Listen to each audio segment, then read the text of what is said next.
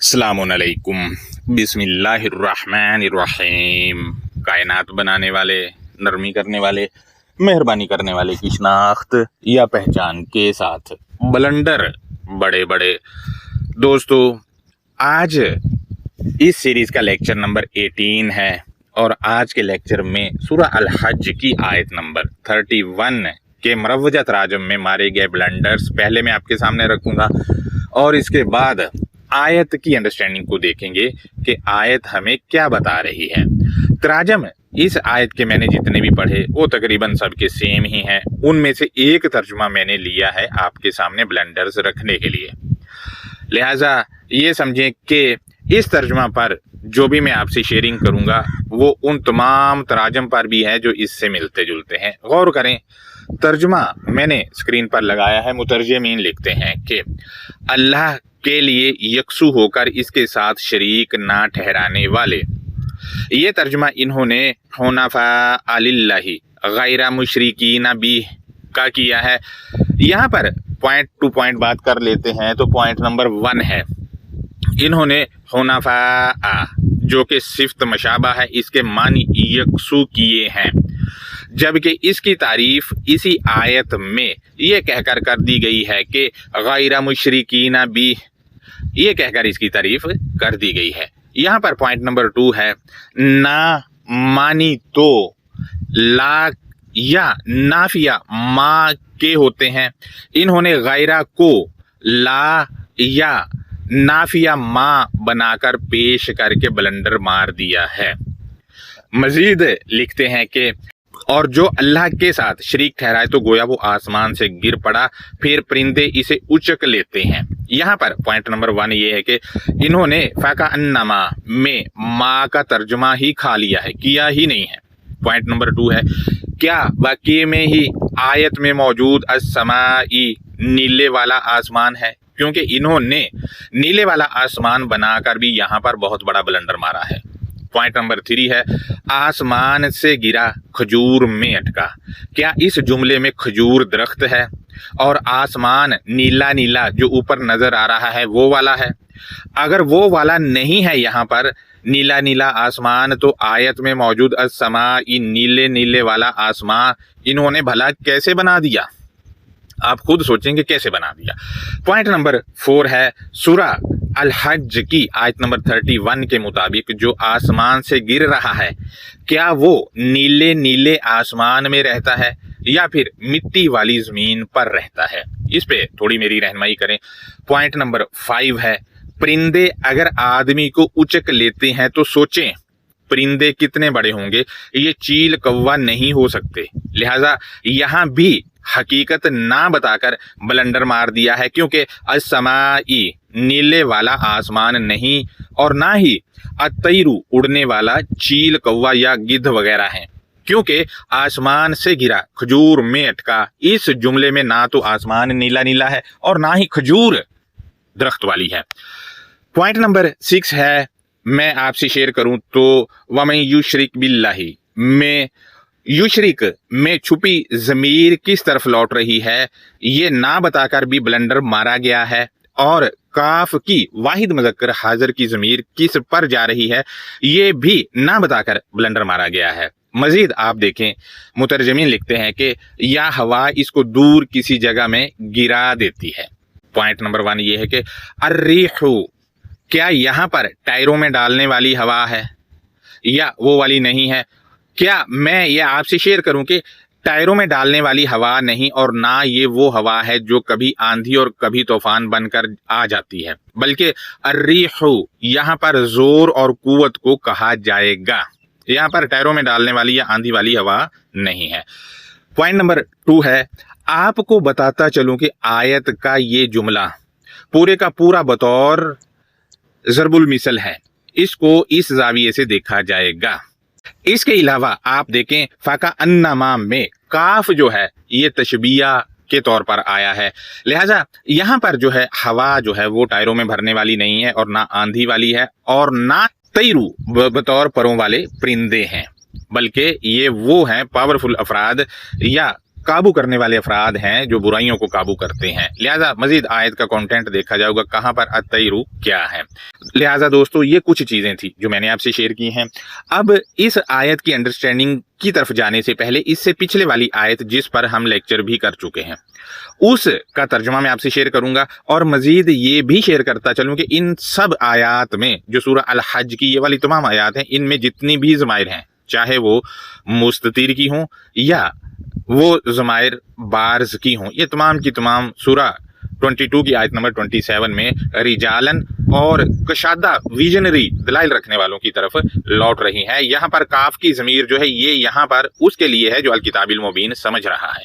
लिहाजा सूरह 22 की आयत नंबर 30 का तर्जुमा पहले शेयर करूंगा, फिर इसके बाद 31 की तरफ जाएंगे। गौर करें, मैंने तर्जुमा भी स्क्रीन पर लगाया है कि ज़ालिका दलील के साथ मुबाहिसा या कानून साजी करने वाले अफराद गैरुल्लाह का छुटकारा दिलाने वाले मंशूर या दस्तूर या बातचीत के साथ इजहार ख्याल करें। या मैं आपको बताता चलूं कि ज़ालिका का मशार अलैहि सूरह 22 की आयत नंबर 29 में मौजूद बिल बैतिल अतीक है, उसको मद्देनजर रख कर यह तर्जुमा किया गया है। मजीद आयत का अगला हिस्सा है कि वमयुअज़्ज़िम हुरुमातिल्लाहि, और इनमें से जो कोई कायनात को बनाने वाले की ममनुआत या मुआहिदों की वो सरबलंदी रखता है। अब जो मुआहिदों की सरबलंदी रखता है उसके लिए क्या है वो आयत के अगले हिस्से में बताया गया। हतमी बात कह करके फ़हुवा खैरुल लहु इंद रब्बिह, तो वो मुआहिदों या ममनुआत को सर बुलंद रखना ही मुआहिदों या ममनुआत को सर बुलंद रखने वाले अफराद के लिए इसके पालने वाले के नज़दीक बेहतर है। मजीद आयत का अगला हिस्सा है व उहिल्लत लकुमुल अनआम, और दलील के साथ मुबाहिसा या कानून साजी करने वाले मोतबर अफराद गैरुल्लाह से आज़ादी पाने वालों के लिए ख़ास तोहफे या नेमत का हल पेश किया गया है या तजज़िया किया गया है। मजीद आयत का अगला हिस्सा है इल्ला मा युतला अलैकुम, इसके अलावा जो ख़ास तोहफे या नेमत का तुम पर वो सबक दिया जाता है। अब देखें यहाँ पर अल अनआम जो है उसका सबक दिया जा रहा है, यानी वो युतला किए जा रहे हैं। लिहाजा ये अल अनआम जो है ये जानवर नहीं कि आपने देखा कि जानवर पढ़े जा रहे हैं ऊपर, हरगिज़ भी नहीं देखा होगा, बल्कि ये तो अल अनआम जो है तोहफा या नेमत है जो युतला अलैकुम या सबक दिया जा रहा है, इसका या मरवजा तर्जुमा के तहत पढ़े जा रहे हैं। आयत का अगला फ्रेज है, हतमी बात कही जा रही है यहाँ पर ये कह करके फजतानिबुर्रिजसा मिनल औसानी, खास तोहफे या नेमत का सबक ले लेने के बाद दलील से मुबाहिसा या कानून साजी गैरुल्लाह से आज़ादी दिलाने वाले मंशूर के साथ आज़ादी पा लेने वालों तुम सब पसंदीदा अशखास के मकरूह अमल के इर्तिकाब से बचो। आयत का आखिरी हिस्सा इसमें लिखा है वजतानिबू कौल ज़ूर, और तुम सब फ्रेबकारी की बात करने से भी बचो। ये तो हो गया आयत नंबर 30 का तर्जुमा जो मैंने आपसे शेयर किया है। अब अगली वाली आयत को देखते हैं तो इसमें भी यही अफराद मुखातिब हैं जो पिछली वाली आयत में है, और ये सिलसिला 22 की 27 तक जाता है। गौर करें, आयत में लिखा है कि हुनफा अलिल्लाहि, कायनात को बनाने वाले के लिए हक को पकड़कर कदामत पसंद हो जाने वाले। अब एक गिरोह तो ये हो गया, और दूसरा कौन सा बताया गया है ये कह करके गैर मुशरिकीन बी, दूसरे वो अफराद जो कायनात को बनाने वाले के साथ किसी दूसरे का हुक्म मिलाकर मानने अमल करने वाले हैं। अब यहाँ पर आप गौर करें तो एक तो वो है कदामत पसंद, यानी वो सिर्फ कायनात को बनाने वाले से जुड़े हुए हैं, इधर उधर नहीं है, वो जुड़े हुए हैं और मुस्लिम के तौर पर जुड़े हुए हैं। और दूसरे वो हैं जो कायनात को बनाने वाले के साथ दूसरे का हुक्म मिलाकर मानने अमल करने वाले हैं। ये कौन है? ये मुशरिकीन है।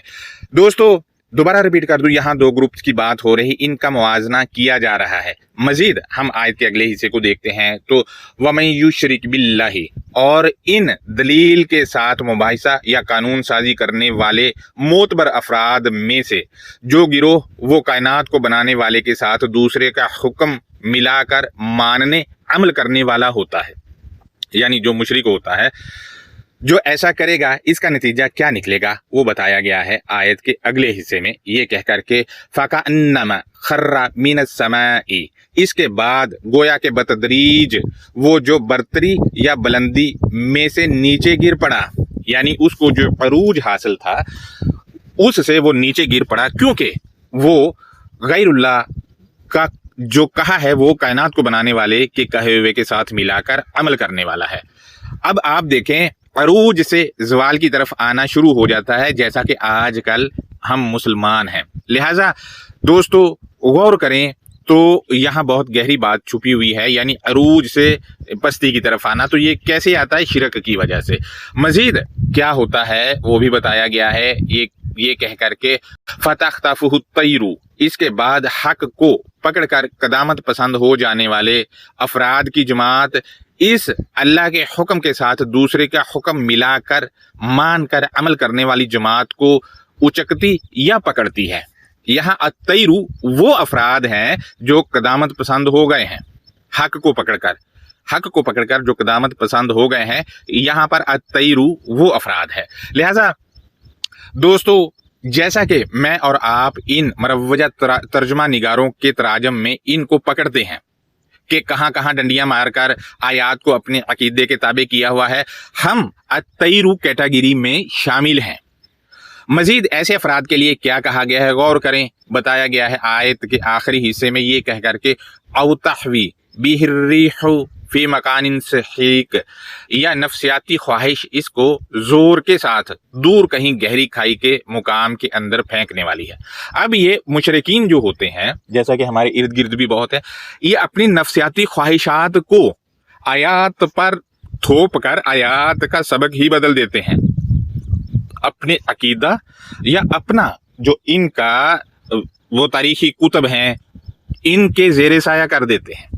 لہذا تو ان کے لیے کیا ہے، او تحوی بہ الریح فی مکان سحیق، یا نفسیاتی خواہش اس کو زور کے ساتھ دور کہیں گہری کھائی کے مقام کے اندر پھینکنے والی ہے۔ تو یہ آج کل کھائی میں کون گرے ہوئے ہیں؟ آپ کے سامنے دنیا پر نظر دوڑائیں تو آپ کے سامنے ساری چیزیں آ جائیں گی۔ دوسرا یہ ہے کہ جو الکتاب المبین کو مانتے ہیں وہ ان مشرکین کو جو الکتاب المبین کی تعلیمات کے ساتھ غیر اللہ کا کلام جیسا کہ تاریخی کتب کا ہے اس کو ملا کر پیش کرتے اور اس پر عمل کرتے ہیں، ان کو اچک رہے ہیں الکتاب المبین پر چلنے والے، کیونکہ الکتاب المبین والا تو دلائلی کتاب سے دے گا اور ان کا جو من گڑنت عقیدہ اس کی تہس نہس کر دے گا اور ان کی تاریخی کتب کی بھی۔